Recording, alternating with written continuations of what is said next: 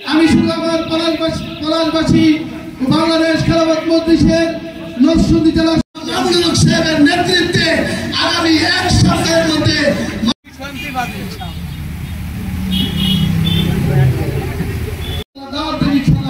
আগামী দিনে বাংলাদেশ খেলাফত মজলিস সভাপতি হযরত মাওলানা আব্দুল বাসেত দাওয়াত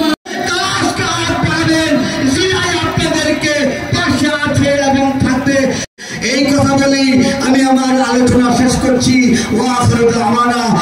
দেশের গণমানুষের সংগঠন বাংলাদেশ খেলাফত মজলিস নরসিংদী জেলা শাখা প্রতিষ্ঠা না হবে এ দেশ থেকে বৈষম্য দূর হবে না।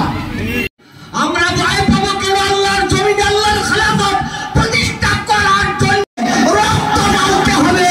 তাই আমার ভাইরা আর কাল বিলম্ব আমরা আমাদের দেশের সর্বশ্রেণীর মানুষের রক্তের বিনিময়ে ইনশাআল্লাহ পলাশের এই জমিনে সাহেবের তাকের সারা দিচ্ছে সবাই। আজকে সেইটা তাকের সারা দিয়ে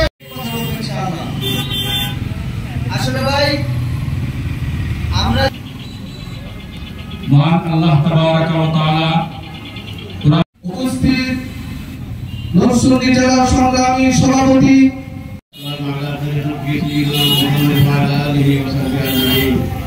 অনেক কবুল মঞ্জুর করবেন।